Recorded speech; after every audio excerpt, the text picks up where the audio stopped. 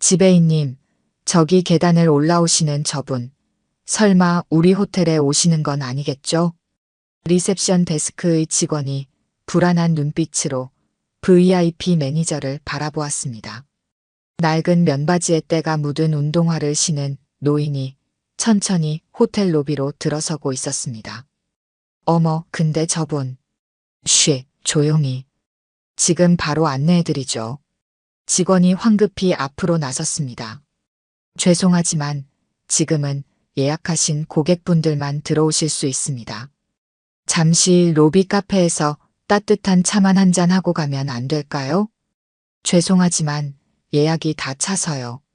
바로 그때 정장 차림의 외국인 가족이 들어왔고 직원의 태도가 180도 바뀌었습니다. Welcome to our hotel. Light this way please. 로비에 흐르던 클래식 음악이 잠시 멈춘 것만 같았습니다.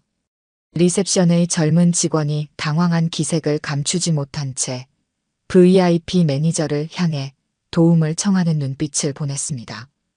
호텔에서 문전박대를 당하는 저 사람은 63세, 남해 바닷가 마을의 이장을 맡고 있는 강미선 씨입니다. 매일 아침 바다를 청소하고 마을 어르신들과 미역을 손질하며 아이들과 조개를 줍는 것이 일상이죠. 오늘은 부산에 볼 일이 있어 왔다가 우연히 센텀의 한 호텔에 들렀습니다. 하지만 허름한 차림 때문이었을까요? 호텔의 차가운 대응은 마치 부산 바다의 한겨울 바람처럼 매서웠는데요. 이야기를 계속하기 전에 구독과 좋아요 꾹 눌러주시고 매일 배달되는 사연 들어보세요. 알림 설정까지 해두시면 이야기가 올라오자마자 들으실 수 있답니다. 그럼 다시 이어가 보겠습니다. 오늘은 여기까지만 하자, 애들아. 간조때 드러난 바위에 붙어있는 미역을 조심스럽게 손질하던 강미선은 멀리서 들려오는 아이들의 웃음소리에 고개를 들었습니다. 아이들은 바닷가에서 장화를 신은 채 바다 쓰레기를 줍고 있었죠. 이장님, 이거 보세요. 우리가 오늘 주운 쓰레기예요. 민준이가 자랑스럽게 쓰레기 봉투를 들어 보였습니다. 그 옆에서 여진이와 수민이도 각자의 봉투를 흔들어 보였죠. 미선은 잠시 하던 일을 멈추고 아이들 곁으로 다가갔습니다. 우리 꼬마 환경지킴이들 정말 대단하네. 오늘은 특별히 할머니가 만든 미역 쿠키를 간식으로 줘야겠다. 마을 어르신들과 함께 운영하는 해산물 가공 협동조합은 이제 남해에서 꽤 유명해졌습니다. 특히 일주일 전부터 시작한 미역 쿠키는 관광객들 사이에서 입소문이 나기 시작했죠. 강 이장, 아이고 허리 피셔야지. 멀리서 김순옥 할머니의 걱정 어린 목소리가 들려왔습니다. 미선은 허리를 펴며 웃음 지었습니다. 괜찮아요, 어머니. 이 정도는 문제 없어요. 그보다 오늘 오후에 협동조합 회의 있다는 거 잊지 않으셨죠? 순옥 할머니는 주름진 얼굴로 환하게 웃으며 고개를 끄덕였습니다. 그려, 잊을 리가 있나. 우리 미역젤리 새로 만든다는 거 얘기하기로 했잖아. 10년 전 30년간의 호텔리어 생활을 접고 고향 남해로 돌아왔을 때만 해도 이런 날들이 올 거라고는 상상도 못했습니다. 서울의 특급 호텔에서 총지배인으로 일하다가 갑자기 시골 이장이 되어 마을 사람들과 부대끼며 살게 될 줄이야. 이장님, 전화 왔어요. 협동조합에서 일하는 민지가 달려왔습니다. 부산 센텀 호텔에서 연락이 왔대요. 우리 미역 가공품 납품건 때문에. 미선은 문득 시계를 보았습니다. 아, 맞다. 오늘 부산에 가봐야 하는데. 옛날 동료도 만나기로 했고 작업복을 입은 채로 옷도 갈아입을 새 없이 버스에 올랐습니다. 오랜만에 가는 도시라 설레기도 했지만 한편으로는 마음이 무거웠습니다. 센텀 호텔의 납품 거절 소식은 이미 예상했던 일이었으니까요. 차창 밖으로 스쳐 지나가는 풍경을 보며 지난 시간들이 떠올랐습니다. 특급 호텔 총지배인에서 시골 이장이 되기까지 그 변화의 시간들이 결코 쉽지만은 않았습니다. 하지만 지금은 이 선택이 최고의 결정이었다고 자부할 수 있었죠. 할머니, 저기 부산이 보여요. 앞자리에 앉은 꼬마아이의 외침에 미선은 미소 지었습니다. 저 멀리 마천루들이 보이기 시작했고 그 중에서도 특히 센텀 호텔의 우아한 실루엣이 눈에 들어왔습니다. 약속 시간까지는 아직 여유가 있었습니다. 잠깐 들러볼까? 호텔 로비에서 잠시 쉬어가며 옛 기억을 되새겨보고 싶었습니다. 하지만 그건 실수였다는 걸 곧 깨닫게 될 줄은 몰랐죠. 화려한 유니폼을 입은 직원들이 고급 차들을 맞이하는 모습이 눈에 들어왔습니다. 로비로 들어서자 김준호라는 이름표를 단 젊은 직원이 미선을 위아래로 훑어보았습니다. 죄송하지만 지금은 투숙객만 이용하실 수 있습니다. 그의 말투에는 친절을 가장한 차가움이 묻어 있었습니다. 바로 그때였습니다. 정장 차림의 중년 신사가 들어왔고 같은 직원의 태도가 180도 달라졌습니다. 어서 오십시오, 고객님. 편하게 쉬다 가세요. 그 순간 가슴 한켠이 아려왔습니다. 우리 마을에서는 누구든 차별 없이 따뜻하게 맞이했을 텐데. 돌아서는 발걸음이 무거웠지만 마음만큼은 단단했습니다. 호텔을 나서며 주머니 속 명함을 꽉 쥐었습니다. 아직은 때가 아니었습니다. 하지만 곧 이들에게 보여줄 것이 있었죠. 이제 시작입니다. 호텔을 나와 해변가 벤치에 앉았을 때 누군가 급하게 달려오는 발소리가 들렸습니다. 저기 죄송합니다. 고개를 들어보니 호텔 유니폼을 입은 젊은 여직원이 숨을 가쁘게 내쉬고 있었습니다. 이름표에는 서하윤이라고 적혀 있었습니다. 정말 죄송합니다. 아까 그 상황을 지켜보면서도 아무것도 하지 못했어요. 신입이라서 바로 나서지 못했지만 우리 호텔이 이래서는 안 된다고 생각했어요. 하윤의 눈가에는 진심 어린 미안함이 서려 있었습니다. 미선은 그런 그녀의 모습에서 자신의 젊은 시절을 보는 것 같았습니다. 괜찮아요. 나도 호텔리어였으니까 잘 알아요. 신입 때는 누구나 그럴 수 있죠. 네. 호텔리어셨다고요? 그건 중요하지 않아요. 그보다 이렇게 나와서 괜찮을까요? 혹시 문제되지는 않을까 걱정되네요. 하윤은 작은 미소를 지었습니다. 괜찮아요. 제가 잠시 휴식 시간이라고 했거든요. 그보다 이상하게 들리실 수도 있는데 우리 호텔이 예전에는 정말 따뜻한 곳이었다고 해요.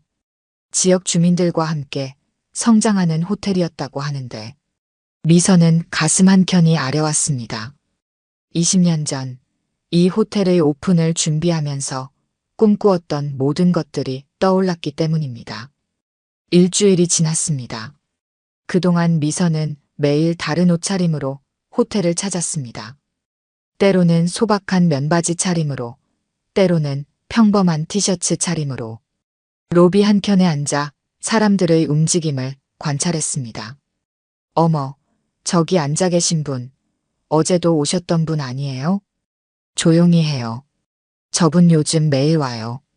보안팀에 보고할까 하는데. 리셉션 데스크에서 속삭이는 소리가 들렸습니다. VIP 매니저 장민우의 날카로운 시선이 느껴졌지만 미선은 태연히 신문을 읽는 척했습니다. 하윤 씨, 저 손님 신경 쓰지 마세요. 우리 호텔 이미지에 맞지 않는 분들은 알아서 불편하게 해드려야 해요. 하지만 과장님, 저 손님이 어떤 분인지도 모르면서 호텔 경영이 얼마나 냉정해야 하는지 아직 모르시는가 봐요. 고급 호텔은 선택받은 사람들을 위한 공간이에요. 장민우 과장의 말에 하윤이 고개를 숙였지만 그녀의 표정에서 동의하지 않는다는 것이 분명히 읽혔습니다. 관찰을 하면서 특이한 점을 발견했습니다. 이 호텔에는 두 부류의 직원이 있었습니다. 장민우 과장과 김준호처럼 겉모습만으로 사람을 판단하는 이들과 하윤 씨처럼 진심 어린 서비스를 지향하는 이들이었습니다.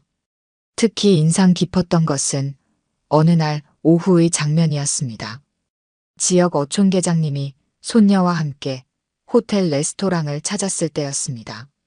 죄송합니다만 레스토랑은 예약 손님만 받고 있습니다. 잠시만요.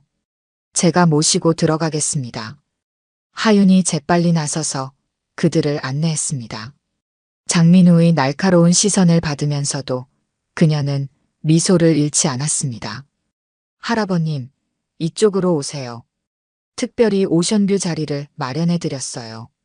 손녀분이 바다를 보시면서 식사하시면 좋으실 것 같아서요. 그들의 밝은 웃음소리가 레스토랑에서 들려올 때 하윤의 눈가에도 따뜻한 미소가 어렸습니다. 그날 저녁 어촌계장님은 레스토랑 지배인에게 직접 감사 인사를 전하고 가셨다고 합니다. 이런 장면들을 지켜보면서 미선의 마음속에는 작은 희망이 자라나고 있었습니다. 계획도 하나둘 구체화되기 시작했습니다. 어르신, 또 오셨네요. 하윤이 조심스레 다가와 인사를 건넸습니다. 매일 이렇게 관찰만 하시는 이유가 있으신 거죠? 미선은 잠시 망설였지만 하윤의 진실된 눈빛을 보며 결심했습니다. 내일이면 알 수 있을 거예요. 하윤은 궁금한 표정을 지었지만 더 묻지는 않았습니다. 다만 따뜻한 녹차 한 잔을 가져다 주며 소리 없이 미소를 지었습니다. 내일이면 드디어 모든 것이 밝혀질 것입니다. 미선은 주머니 속 명함을 만지작거리며 내일을 위한 마지막 준비를 했습니다. 호텔 로비의 화려한 샹들리에 불빛이 그녀의 결연한 표정을 비추고 있었습니다. 다음 날 아침 미선은 30년 만에 다시 꺼내본 정장을 입었습니다. 네이비 컬러의 테일러드 수트와 진주 목걸이는 그녀가 호텔 총지배인 시절 늘 착용하던 차림이었습니다. 거울 속에 비친 모습은 마치 시간이 거꾸로 흐른 것 같았습니다. 로비에 들어서자 김준호가 공손하게 인사를 건넸습니다.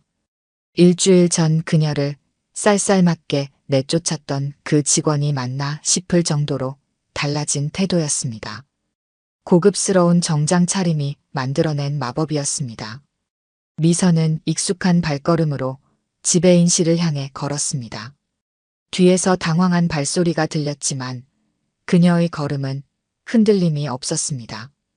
문을 열자 장민우 과장이 놀란 표정으로 자리에서 일어났습니다. 사무실 안이 순식간에 얼어붙었습니다. 창가에 서 있던 박지배인의 얼굴이 창백하게 변했습니다. 그는 미선을 한눈에 알아보았습니다. 20년 전 이 호텔의 첫 여성 총지배인이었던 그녀를 복도에서는 하윤이 놀란 표정으로 이 광경을 지켜보고 있었습니다. 미선은 창가로 걸어가 바다를 바라보았습니다. 푸른 물결이 햇빛에 반짝이는 모습은 20년 전과 다르지 않았습니다. 하지만 이 호텔은 너무나도 달라져 있었습니다.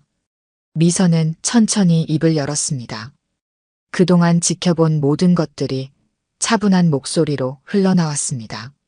로비에서 쫓겨난 노인들의 이야기, 가족 단위 투숙객들을 향한 불친절한 태도, 지역 주민들을 무시하는 행태들, 그리고 그 속에서 홀로 진정성을 지키려 애쓰던 하윤의 모습까지. 이 호텔이 왜 세워졌는지 기억하시나요? 미선의 질문에 아무도 답하지 못했습니다. 20년 전 이 호텔은 지역과 함께 성장하는 새로운 호텔 문화를 만들겠다는 포부로 시작되었습니다. 지역 어민들의 신선한 해산물을 직접 공급받고 마을 노인들의 지혜를 호텔 프로그램에 담아내고 아이들에게는 해양 교육의 장이 되어주겠다던 그 꿈들은 어디로 사라진 걸까요? 오늘부터 이 호텔의 운영 방식이 크게 바뀔 겁니다. 미선의 선언에 모두가 숨을 죽였습니다. 그녀는 서랍에서 낡은 사진 한 장을 꺼냈습니다. 호텔 오픈 당시의 사진이었습니다. 지역 어르신들과 함께 찍은 그 사진 속에는 지금은 잊혀진 호텔의 초심이 담겨 있었습니다. 더 이상 이 호텔은 특권층만을 위한 공간이 아닙니다.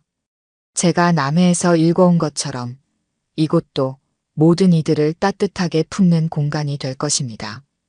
장민우 과장이 앞으로 나섰습니다. 그의 목소리에는 불안감이 서려 있었습니다. 하지만 미선은 그의 말을 끝까지 듣지 않았습니다. 대신 하윤을 바라보며 미소 지었습니다. 하윤 씨, 당신이 보여준 진정성과 따뜻함, 그것이 바로 우리가 추구해야 할 진정한 품격입니다. 정체가 밝혀진 후 호텔은 지진이 난 것처럼 흔들렸습니다. 직원들 사이에서는 갖가지 소문이 돌았고 일부 고위직 간부들은 사직서를 제출하겠다는 의사를 밝혔습니다. 하지만 미선의 표정은 평온했습니다. 그녀는 남해 바닷가 마을에서 보낸 10년의 시간이 결코 헛되지 않았음을 알고 있었습니다. 그곳에서 배운 포용과 상생의 가치야말로 이 호텔이 잃어버린 진정한 보물이었기 때문입니다. 미선은 창밖 수평선을 바라보았습니다. 멀리서 출항하는 어선들이 보였습니다.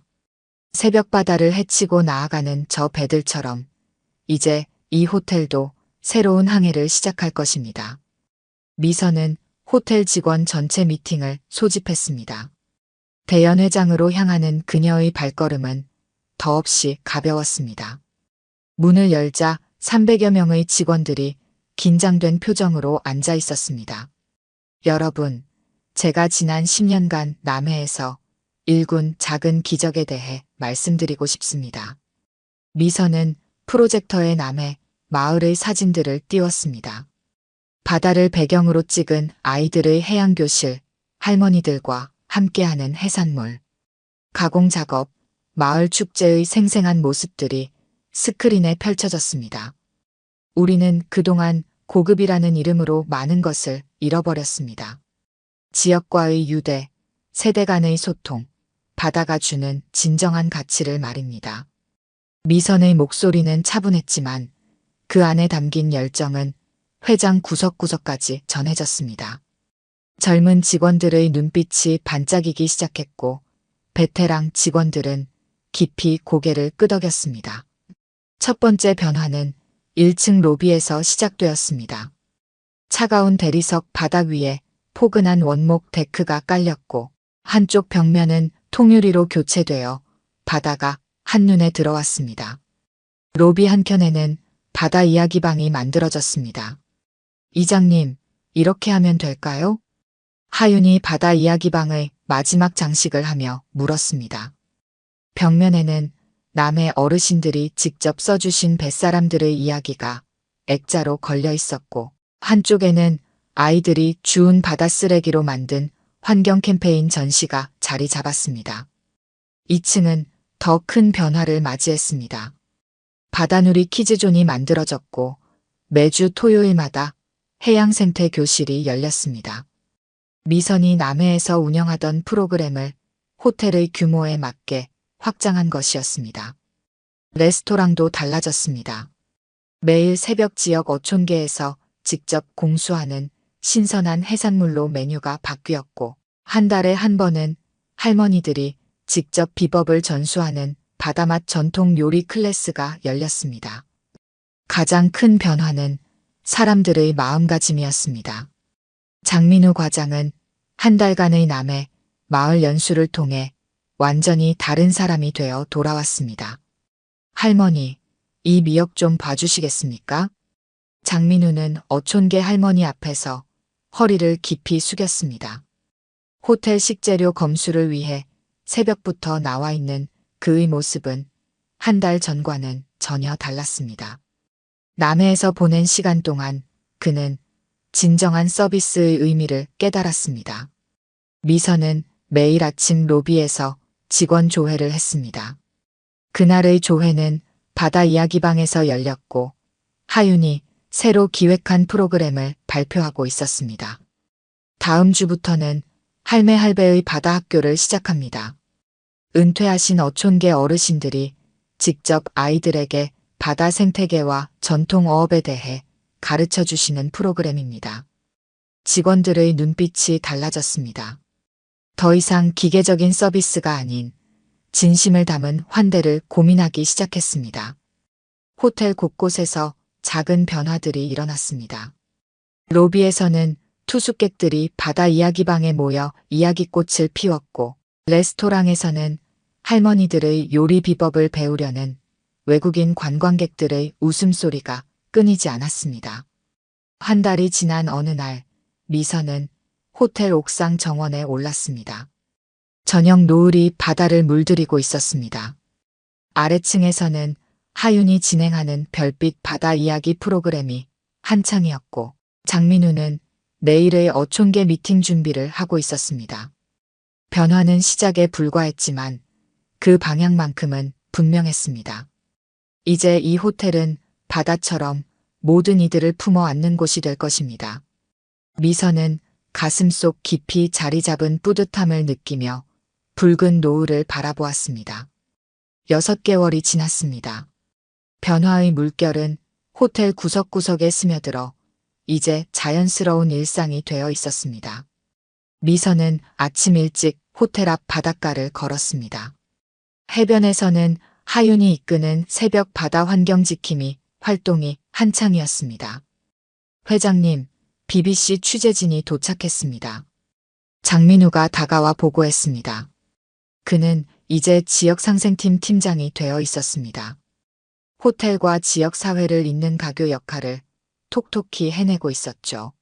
아, 그 지속 가능한 호텔 문화 특집 취재 말이군요. 미선의 예상을 뛰어넘는 변화였습니다. 처음에는 우려의 목소리가 컸습니다. 고급 호텔의 이미지가 실추될 것이라는 걱정, 기존 고객들이 떠날 것이라는 우려.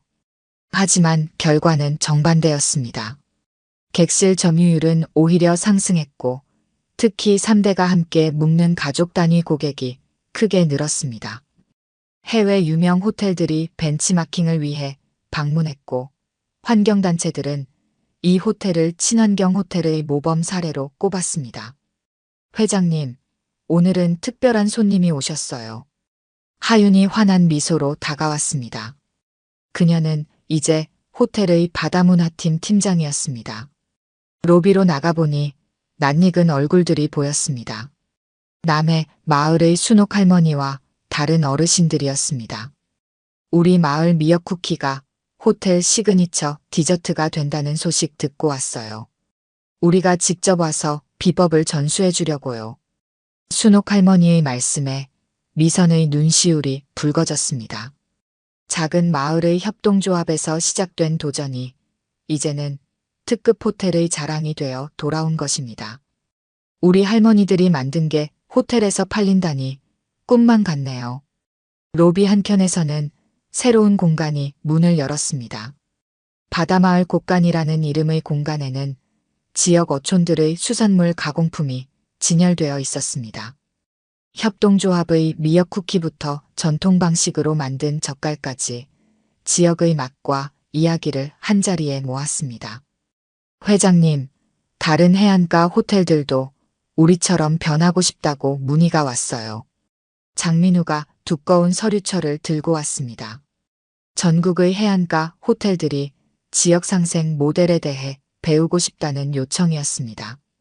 미선은 창밖의 바다를 바라보았습니다. 우리가 이룬 변화를 나누어야겠어요. 이제는 모든 해안가 호텔이 지역과 함께 성장하는 방법을 고민할 때입니다. 그날 저녁 호텔 야외 정원에서는 특별한 행사가 열렸습니다. 달빛 아래 바다 이야기라는 프로그램이었습니다. 은퇴한 선장님들이 들려주는 바다 이야기에 투숙객들은 귀를 기울였고 아이들은 반짝이는 눈으로 질문을 쏟아냈습니다. 미선은 조용히 자리에서 일어나 바닷가로 걸어갔습니다. 달빛이 잔잔한 물결 위로 부서지고 있었습니다. 등 뒤에서는 웃음소리가 들려왔고 바닷바람은 이제 막 구운 미역 쿠키 향을 실어 날랐습니다. 이제야 진짜 호텔다워졌네요. 하윤이 두 잔의 차를 들고 다가왔습니다. 미선은 미소를 지으며 고개를 끄덕였습니다. 그들의 발 아래로 밀물이 조용히 밀려왔다, 밀려갔습니다. 마치 호텔의 일상처럼 자연스럽게 그렇게 새로운 물결은 계속해서 이어지고 있었습니다. 저는 30년 동안 식당을 운영했습니다. 손님들은 제 음식이 정성이 가득하다고 했고 집밥 같다고 했습니다. 그만큼 저는 음식에 진심을 담아왔습니다. 끓이는 시간도 간도 전부 눈대중으로 맞추면서도 한 번도 실패한 적이 없었죠. 그래서 제 아들도 까다로운 입맛을 가진 적이 없었습니다. 하지만 우리 며느리는 달랐습니다. 3년 전 아들이 처음 며느리를 데려왔을 때부터 그랬습니다. 제가 끓여준 된장찌개를 한 숟가락 먹더니 짠듯하다며 수저를 내려놓았죠. 그때는 제가 이해하려 했습니다. 첫 만남이니 긴장도 되고 입맛도 서로 맞춰가야 할 테니까요. 결혼식이 끝나고 신혼여행을 다녀온 뒤 제가 특별히 며느리를 위해 잔치국수를 만들어줬습니다. 면을 삶는 시간부터 육수의 간까지 평소보다 더 신경 써서 준비했죠. 하지만 며느리는 국수를 앞에 두고 제게 물었습니다. 어머님, 면의 양이 몇 그램인가요? 칼로리 계산을 해야 해서요. 그때부터였던 것 같습니다. 제 마음 한켠에 작은 서운함이 자리 잡기 시작한 것이 음식은 계량컵으로 재고 저울로 달아서 만드는 것이 아닙니다. 정성과 사랑으로 만드는 것이죠. 하지만 며느리는 달랐습니다. 모든 것을 숫자로 계산하고 표로 정리하고 계획으로 채워 넣었습니다. 손주 하은이가 태어났을 때도 마찬가지였습니다. 분유양은 정확히 재야 했고 이유식도 영양사가 짜준 표대로만 했습니다. 제가 봐도 하은이가 배고파 보여서 조금 더 주고 싶을 때도 있었지만 며느리는 절대 계획표에서 벗어나지 않았죠. 그래도 저는 참았습니다. 젊은 사람들은 또 젊은 사람들 나름대로의 육아 방식이 있겠지 하면서요. 하지만 참을 수 있는 것과 참지 못하는 것은 달랐습니다. 특히 하은이를 보러 가는 것조차 제한당했을 때는 더더욱 그랬습니다. 이야기를 계속하기 전에 구독과 좋아요 꾹 눌러주시고 매일 배달되는 사연 들어보세요. 알림 설정까지 해두시면 이야기가 올라오자마자 들으실 수 있답니다. 그럼 다시 이어가 보겠습니다. 그날도 평소와 다름없이 하은이가 보고 싶어 며느리 집에 들렀습니다. 손주 얼굴 보는 게 무슨 큰 죄라도 되는 걸까요? 현관문을 열고 들어서는데 며느리의 얼굴이 썩은 귤처럼 쭈그러들었습니다. 어머니, 오늘 오신다고 연락도 없으셨는데.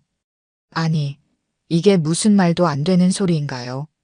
제가 30년 넘게 운영한 식당을 며느리한테 물려준 것도 아니고 제 손주 보러 가는데 무슨 예약을 하고 가야 한다는 건지.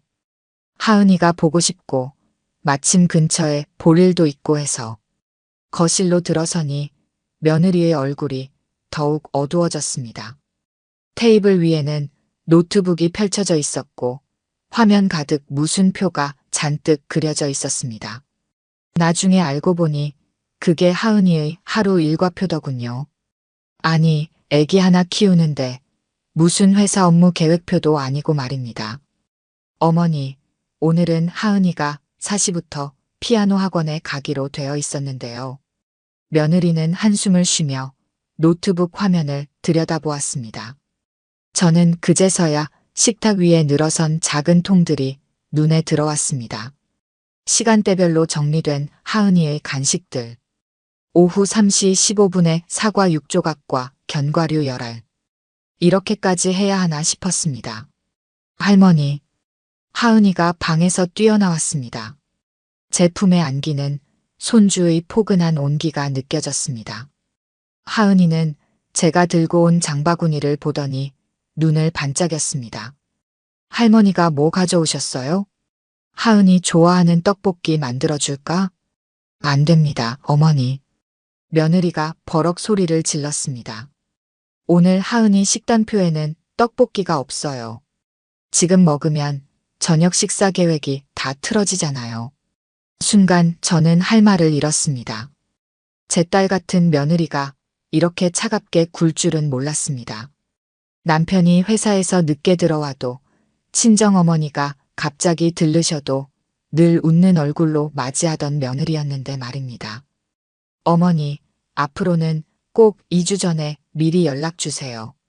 제가 캘린더에 일정을 등록해둬야 해서요. 그 말을 끝으로 며느리는 하은이의 손을 잡고 피아노 학원으로 향했습니다. 현관문이 닫히는 소리가 나는 순간 저는 깊은 한숨을 내쉬었습니다. 제 딸이었다면 절대 이러지 않았을 텐데. 그날 이후 저는 며느리의 말대로 예약제 시어머니가 되었습니다. 하지만 제 마음 한구석에는 작은 불씨 하나가 피어올랐습니다. 이대로는 안 되겠다는 생각이 들었습니다. 제 손주를 로봇처럼 키우게 놔둘 순 없었으니까요. 계획이라 그래. 당신도 계획이 그렇게 좋다면 이 시어머니가 특별한 계획 하나 세워드려야겠습니다. 예약제 시어머니가 된 지 한 달째 되던 날이었습니다. 정해진 규칙대로 2주 전에 연락을 드렸고 승인을 받아 방문했습니다. 마치 무슨 대기업 임원실에 들어가듯 말입니다. 현관에 들어서는 순간부터 발걸음이 무거웠습니다. 예전처럼 편하게 들르던 때가 마치 몇 년 전 일처럼 느껴졌습니다. 며느리는 이번에도 노트북 앞에 앉아 있었습니다. 여전히 그 빼곡한 표들이 화면을 가득 메우고 있었죠. 저는 정성스럽게 준비한 반찬통을 올려두었습니다. 새벽부터 일어나 손질한 소고기로 장조림을 했고 하은이가 좋아하는 멸치볶음도 적당히 달달하게 만들었습니다. 하은이의 입맛에 맞추느라 1시간 넘게 간도 맞추고 멸치도 골라냈습니다. 하지만 며느리는 제 정성이 담긴 반찬을 쳐다보지도 않았습니다. 대신 노트북 화면의 엑셀 파일을 보여주었습니다. 거기에는 하은이의 일주일치 식단이 그램 단위까지 계산되어 있었습니다. 월요일 점심에는 현미밥 130g, 연두부 반모, 방울토마토 4개, 견과류 15g. 화요일 점심에는 귀리밥 120g, 닭가슴살 스테이크 150g, 브로콜리 30g. 이런 식이었습니다. 며느리는 나트륨 섭취량과 단백질 양을 계산해서 메뉴를 정했다며 제 반찬은 받을 수 없다고 했습니다. 그 말을 들으면서 저는 제가 마치 음식이 아닌 독약을 가져온 것 같은 기분이 들었습니다. 30년 넘게 식당을 하면서 수많은 손님의 입맛을 맞춰온 제가 이제는 손주 하나, 먹일 음식도 못 만드는 사람이 된 것 같았습니다. 그때였습니다. 현관문이 열리면서 친정어머님이 들어오셨습니다. 며느리의 얼굴에 순식간에 환한 미소가 피어났습니다. 친정어머님이 들고 오신 마트 봉지에는 김치찌개 재료가 가득했습니다. 계획에도 없던 저녁 메뉴 변경이었는데 며느리는 오히려 반가워했습니다. 게다가 친정어머님은 하은이를 위한 간식으로 붕어빵까지 사오셨습니다. 당연히 그 붕어빵은 며느리의 빼곡한 식단표 어디에도 없었을 것입니다.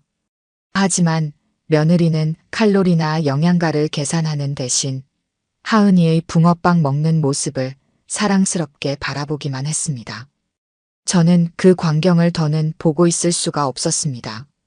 자리에서 일어났을 때 며느리는 형식적으로 저녁 식사를 같이 하자고 했습니다. 하지만 저는 거절했습니다.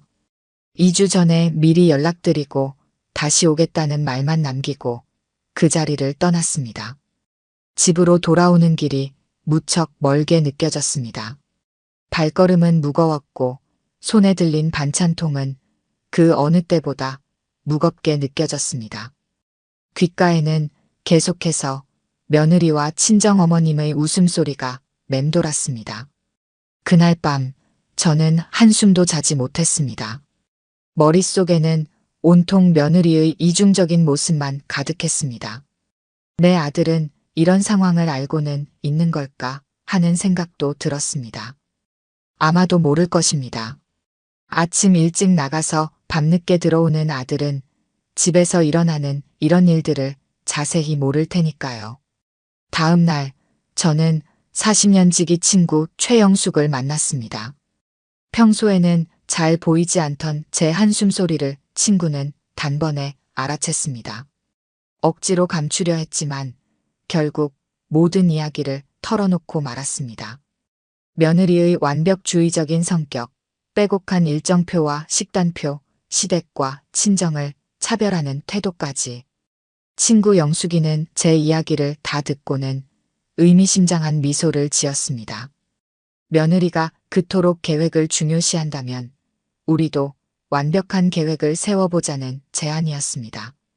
그 말을 듣는 순간 제 머릿속에서 무언가가 반짝였습니다. 그렇게 제 복수는 시작되었습니다. 영숙이의 제안은 단순하면서도 치밀했습니다. 며느리의 완벽주의적 성향을 역이용하자는 것이었습니다. 저는 그날 밤 잠을 설치며 계획을 세웠습니다.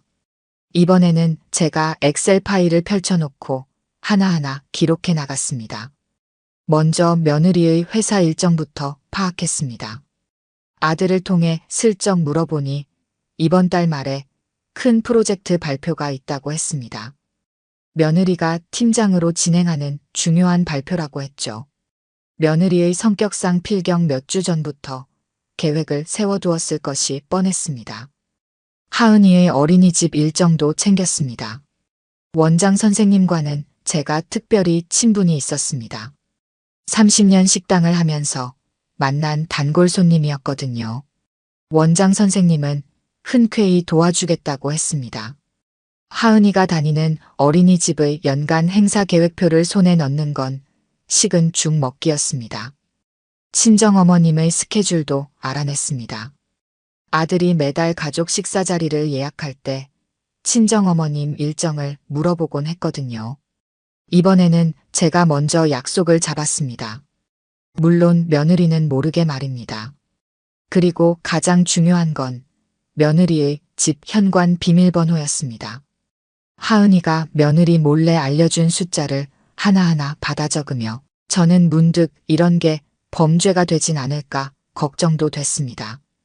하지만 이내 며느리가 친정어머님께는 스스럼 없이 알려주었다는 사실이 떠올랐고 그 서운함에 양심의 가책은 사라졌습니다. 영숙이는 제 계획에 살을 더해 주었습니다. 아파트 주민 모임의 회장이기도 한 그녀는 단지 내 주요 인물들을 모두 알고 있었습니다.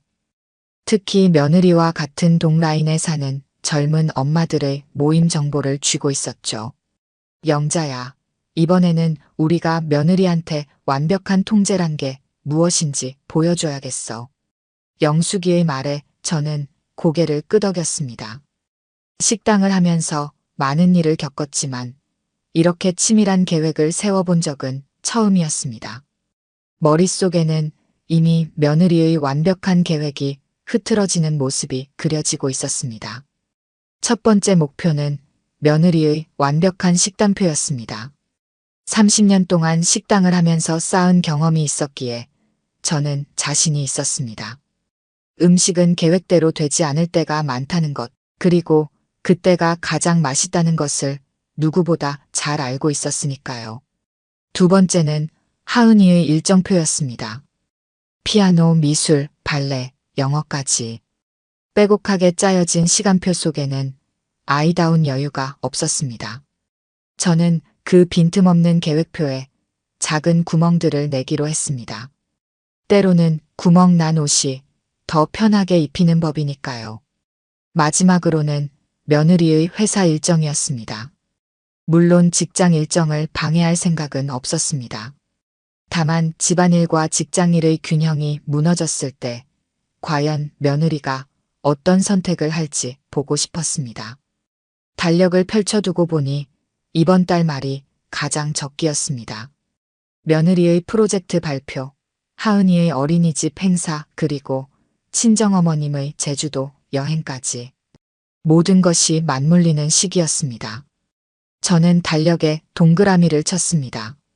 디데이는 2주 후로 정했습니다. 며느리가 그토록 좋아하는 2주 전 통보 규정에 맞춰서 말입니다. 계획대로 저는 정확히 2주 전에 며느리에게 연락을 드렸습니다. 이번에는 조금 특별했습니다. 며느리의 회사 근처에서 중요한 약속이 있으니 점심시간에 잠깐 들러 하은이 간식을 전해주겠다고 했습니다. 며느리는 평소와 다름없이 노트북을 열어 캘린더를 확인했고 그날 일정에 저를 추가했습니다. 하지만 며느리는 몰랐습니다. 제가 그날을 위해 얼마나 많은 준비를 해두었는지를요. 먼저 하은이의 어린이집에서 학부모 참여 수업이 있다는 공지가 나갔습니다. 원장 선생님의 도움으로 공지 시점을 며느리의 회사 발표 날과 정확히 맞출 수 있었습니다. 오전 10시부터 11시까지 며느리의 프로젝트 발표 시간과 정확히 겹치는 시간이었죠. 다음은 친정어머님의 제주도 여행이었습니다. 원래는 다음 주로 예정되어 있었지만 최영숙 씨의 여행사 사장 친구 덕분에 급하게 일정을 앞당길 수 있었습니다. 물론 친정어머님은 즐거운 마음으로 일정을 변경하셨습니다. 며느리가 의지하던 가장 큰 지원군이 사라지는 순간이었습니다. 그리고 가장 중요한 건 하은이의 친구들, 학부모님들과의 약속이었습니다. 저는 일부러 그들에게 하은이의 생일이 이번 주라고 살짝 흘렸습니다. 물론 진짜 생일은 3개월이나 남았지만요. 하은이의 친구 5명의 어머님들이 저마다 케이크와 선물을 준비하고 며느리의 집으로 방문하겠다고 했습니다. 드디어 그날이 왔습니다. 아침 일찍 며느리는 발표 준비를 위해 서둘러 출근했습니다. 저는 그때를 기다렸다는 듯이 하은이의 어린이집으로 향했습니다. 원장 선생님은 약속대로 학부모 참여 수업 안내문을 며느리의 휴대전화로 보냈습니다. 오늘은 꼭 부모님이 참석하셔야 합니다. 라는 말도 빼먹지 않고요. 며느리의 휴대전화가 울리기 시작했습니다. 발표 준비로 바쁜 와중에 학부모 참여 수업 공지를 확인한 며느리는 당황했을 것입니다. 하지만 이것은 시작에 불과했습니다. 오전 9시 친정어머님께서 제주도행 비행기에 오르셨습니다. 평소라면 며느리가 의지하던 분이 이제는 연락해도 바로 달려올 수 없는 곳으로 가신 것입니다. 오전 9시 30분, 저는 며느리의 회사 앞 카페에 앉아 있었습니다. 며느리가 허둥지둥 뛰어나와 차를 타는 모습이 보였습니다. 아마도 어린이집으로 가는 중이겠죠. 하지만 이 시간의 강남 거리는 최악의 정체가 예상되는 시간이었습니다. 제 예상은 정확했습니다. 며느리는 어린이집에 도착하자마자 다시 회사로 달려가야 했습니다. 발표 시작까지 15분밖에 남지 않았으니까요. 그리고 그때였습니다. 하은이 친구들의 어머님들이 하나둘 며느리의 집으로 모여들기 시작했습니다. 저는 며느리에게 문자를 보냈습니다. 며느리, 제가 하은이 간식 전해주려고 집에 왔는데 하은이 친구들이 다 와 있네요. 생일 파티하나 봐요. 제가 애들 좀 봐주고 있을게요. 며느리의 완벽한 계획에 균열이 가기 시작했습니다. 발표는 시작되었을 테고 집에는 초대하지 않은 손님들이 가득합니다. 친정어머님은 연락이 되지 않고 하은이의 하교 시간은 다가오고 있었죠. 예상대로 며느리의 답장이 왔습니다. 급하게 친구 어머님들께 양해를 구하고 다음에 제대로 된 자리를 마련하겠다는 내용이었습니다. 하지만 이미 케이크는 펼쳐져 있었고 아이들은 즐거운 파티 분위기에 젖어 있었습니다. 저는 조용히 부엌으로 향했습니다. 며느리의 완벽한 식단표가 있는 냉장고를 열어보니 오늘 저녁은 연어 샐러드와 현미밥으로 예정되어 있더군요. 저는 그 식단표를 살짝 떼어내고 제가 준비해간 재료들을 꺼내기 시작했습니다. 제가 특별히 아이들을 위해 요리를 해주려고 해요. 다른 어머님들이 좋아하며 거들어 주셨습니다. 며느리의 깔끔한 주방은 순식간에 왁자지껄한 식당으로 변해갔습니다. 30년 식당 운영의 노하우를 살려 아이들이 좋아할 만한 음식들을 준비했습니다. 정확히 계량된 재료들은 어느새 눈대중으로 더해지는 양념들로 대체되었고 정갈하게 구획된 반찬통들은 즉석에서 만들어지는 요리들로 채워졌습니다. 며느리의 완벽한 주방은 조금씩 무너져가고 있었습니다. 그리고 마침내 며느리가 귀가했습니다. 현관문을 열자마자 그녀의 얼굴이 굳어버렸습니다. 깔끔하게 정리된 거실은 아이들의 웃음소리로 가득했고 완벽하게 정돈된 주방은 온갖 식재료와 그릇들로 난장판이 되어 있었으니까요. 며느리의 얼굴은 창백했습니다. 발표는 무사히 끝냈지만 집에 도착한 순간 그녀의 완벽한 세계는 산산조각이 나 있었으니까요. 거실 바닥에는 케이크 부스러기가 흩어져 있었고 주방 식탁에는 제가 만든 음식들이 가득했습니다. 하은이와 친구들은 제 음식을 맛있게 먹으며 웃고 떠들었습니다. 어머니, 이게 다 무슨 일이에요? 며느리의 목소리가 떨렸습니다. 저는 그저 웃으며 대답했습니다. 애들이 하은이 생일이라고 찾아왔더구나. 내칠 수도 없고 해서 제가 간단히 음식이나 해줬지 뭐. 며느리는 혼란스러운 표정으로 주방으로 향했습니다. 그리고 냉장고에 붙어있던 식단표가 사라진 것을 발견했습니다. 대신 거기에는 아이들이 그린 크레파스 그림이 붙어 있었죠. 며느리의 손이 부들부들 떨리기 시작했습니다. 그때였습니다. 하은이가 달려와 며느리의 손을 잡았습니다. 엄마, 할머니가 해주신 떡볶이 진짜 맛있어요. 엄마도 드셔보세요. 하은이의 손에는 떡볶이 국물이 묻어 있었고 입가에는 케이크 크림이 잔뜩 묻어 있었습니다. 평소 같았으면 며느리가 깨끗이 닦아냈을 모습이었죠. 하지만 이상하게도 며느리는 아무 말도 하지 못했습니다. 저는 조용히 지켜보았습니다. 며느리가 주방 구석구석을 둘러보는 모습을, 완벽하게 정리되어 있던 조리도구들이 여기저기 널려있는 모습을, 그리고 그 한가운데에서 웃고 떠드는 아이들의 모습을. 어머니, 제가 지금까지 잘못 생각했나 봐요. 며느리의 눈에서 눈물이 흘렀습니다. 저는 순간 당황했습니다. 이렇게까지 할 줄은 몰랐거든요. 솔직히 저는 통제가 필요하다고 생각했어요. 모든 걸 계획하고 관리해야 완벽한 줄 알았어요. 하은이의 식단도, 공부도, 모든 걸 제가 짜놓은 대로 흘러가야 한다고 생각했죠. 며느리는 잠시 말을 멈추었다가 이어갔습니다.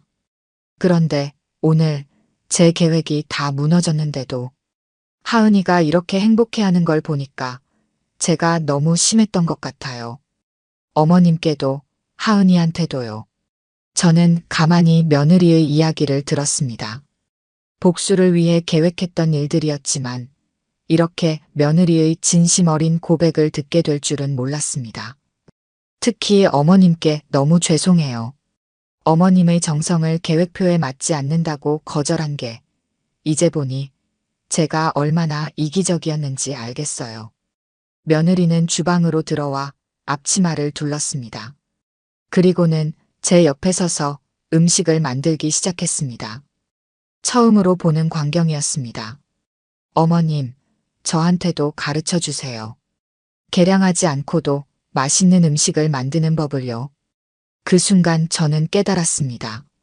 제가 계획했던 복수는 이미 그 의미를 잃어버렸다는 것을요. 오히려 이것은 새로운 시작이 되어가고 있었습니다. 그날 저녁 아이들이 모두 돌아간 후에도 우리는 한참 동안 주방에 남아 있었습니다. 며느리는 처음으로 제 이야기에 귀를 기울였습니다. 제가 30년 동안 식당을 하면서 겪은 일들, 음식에 담긴 정성의 의미, 그리고 계획보다 더 중요한 것들에 대한 이야기를요. 어머님, 이제부터는 제가 매일 기록하던 일정표에 어머님 방문 시간도 비워둘게요. 언제든 오셔도 좋아요. 며느리의 말에 저는 고개를 저었습니다. 아니야. 그래도 연락은 하고 오마. 하은이 생일 파티처럼 갑작스러운 일은 이제 그만하는 게 좋겠지? 우리는 서로를 바라보며 웃었습니다. 며느리의 웃음소리가 이렇게 자연스러운 것을 처음 보았습니다. 시계를 보니 어느새 밤 10시가 넘어 있었습니다. 아들이 퇴근하고 들어올 시간이었죠. 저는 일어나려다 문득 냉장고를 바라보았습니다. 제가 뜯어낸 식단표 대신 하은이의 그림이 붙어 있는 모습이 왠지 더 따뜻해 보였습니다. 그로부터 6개월이 지났습니다. 이제 며느리의 집 냉장고에는 더 이상 빼곡한 식단표가 없습니다. 대신 하은이의 그림과 사진들로 가득합니다. 매주 수요일은 우리의 요리 교실이 되었습니다. 며느리는 여전히 메모를 하지만 이제는 저처럼 손맛으로 음식을 만들어 갑니다. 하은이의 일정표도 많이 여유로워졌습니다.